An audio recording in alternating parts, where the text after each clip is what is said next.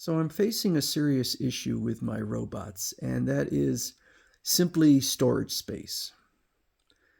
These high-end robots can come with some amazingly large boxes, and so I'm going to have to reduce the number of figures that I'm getting because you can very quickly fill up an entire room with boxes. So obviously the boxes need to be kept for several reasons. First of all, the accessories are in there, and second of all, if you ever want to sell these figures again, the price difference between having a box and not having a box is enormous. So I've kind of gone through and looked at various high-end figure companies and trying to compare them and decide which are the ones that I would continue getting and which are the ones that I may have to stop. So the first one here is a Ryobot figure.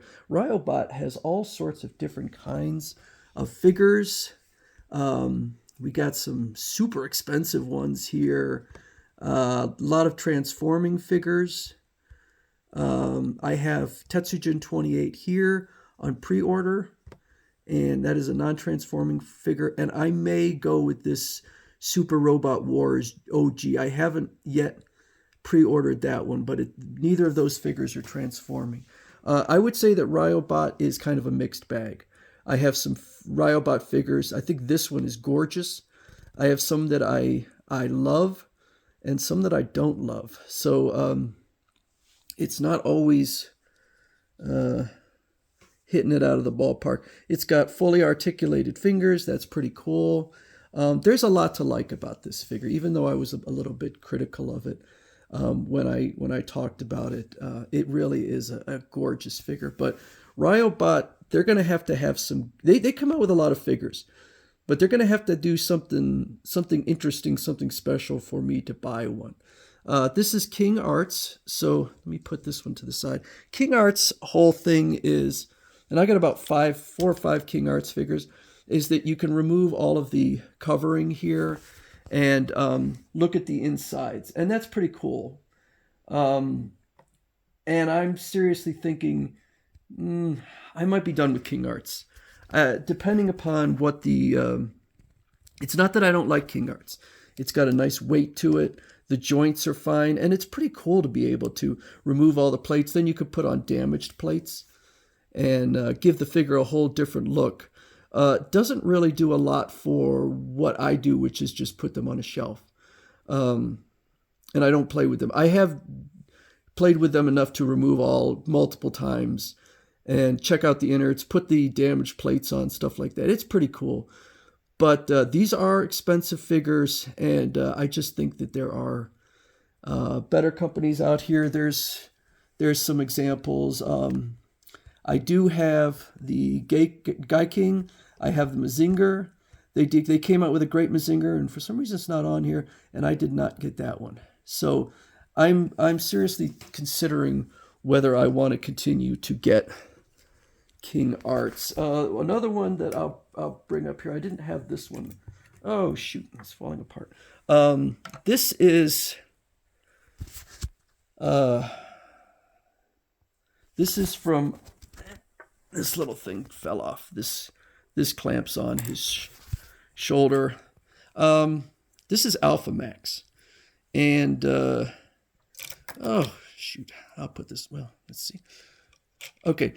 So Alpha Max, as far as I know, this is the only Alpha Max figure. Let me check real quick. Alpha Max. This is the only robot figure that is being sold right now. So this is a large figure. It's got some issues.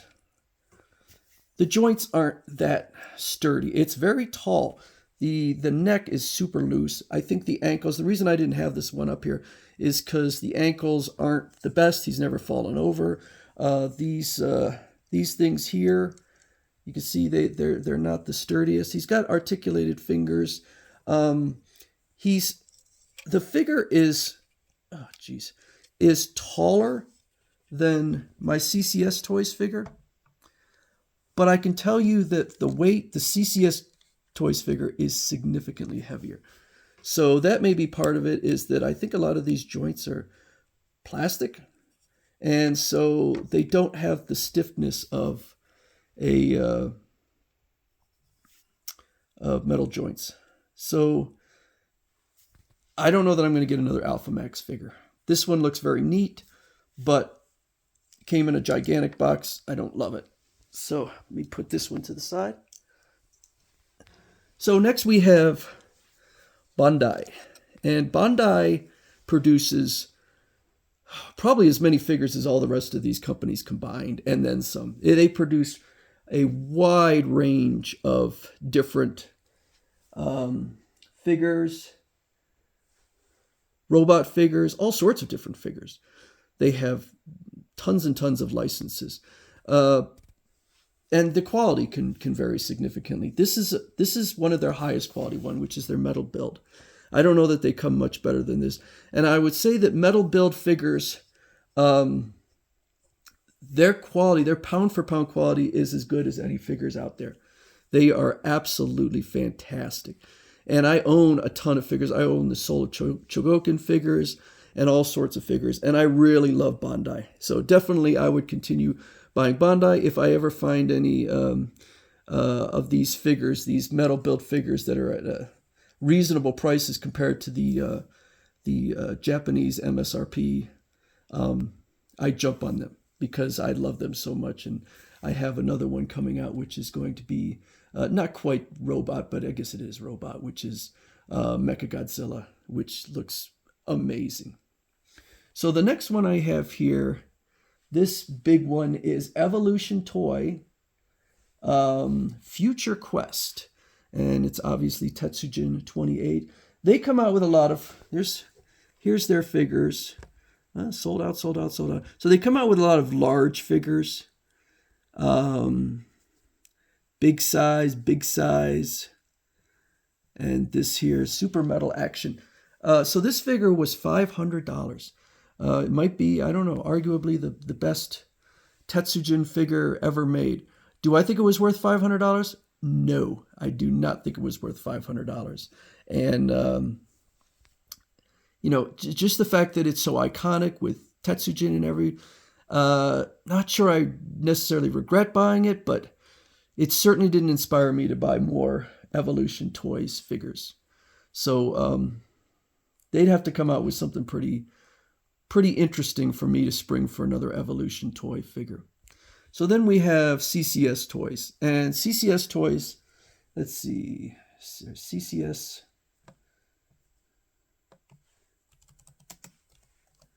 One second. CCS Toys.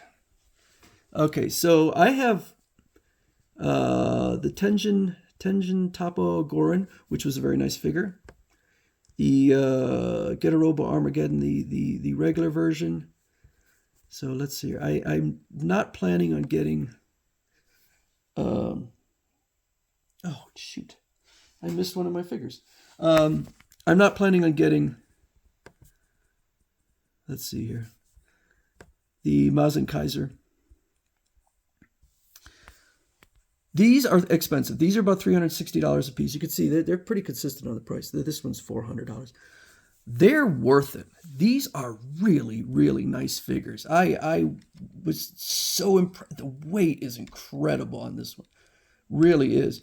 And the joints are beautifully solid. I won't say stiff. I'll say solid. Fully articulated fingers. It's got light up features if that's your thing. And this is one where I definitely would buy more. Because I am so impressed with CCS Toys. Their boxes are gigantic, but their figures are really nice. And I don't know that I'd buy more than one or two a year because I just can't continue getting all of those giant boxes. The figure that I forgot to bring was actually one of my favorite lines, which is 5 Pro Studio Blitzway. And so they are interesting because kind of like Ryobot, I'm not saying that they have the disparity in quality like Ryobot, but they really have a lot of different designs. Like the Voltron is completely different from any of their other figures. But I really do like that. That's the only company where I've been buying every single one of their figures, and they only come out with one, maybe two a year. So it's not like I'm going crazy with it. But they're very high end figures, and I've never had one that I didn't think was very well done. So I would definitely continue buying 5 Pro Studio at this point. So I would say that probably my favorite of the companies probably is Bandai. I really am impressed by Bandai. I'm really impressed by CCS Toys. I'm really impressed by 5 Pro Studios. Not impressed by Evolution Toys. On their what? This is the only figure I've gotten, but I could see this being more of a $300 figure, just based on the level of design, the complexity of design, which is not complex, and the materials and whatnot. I think $500 was way too much. King Arts is really nice, and so I don't mean to be mean to him. It's going to take an interesting license. I don't know that I'd ever buy another Alpha Max toy at this or figure. This one just has definite problems. Ryobot, I do have several more on pre-order. So I have not given up on Ryobot, but Ryobot is kind of on a little bit of thin ice based on some of the figures. Not necessarily this one, although I did have some issues with this one, but some other figures that I had a lot more issues. But I'm definitely being careful and avoiding transforming, combining, things like that, because I just have had too many bad experiences. So these are the different high-end. There's lots more high-end figure companies, but these are the ones that I've been buying for just eye-catching and particular license and things like that. So anyway, those are my favorite, or actually my ranking of different high-end figure companies.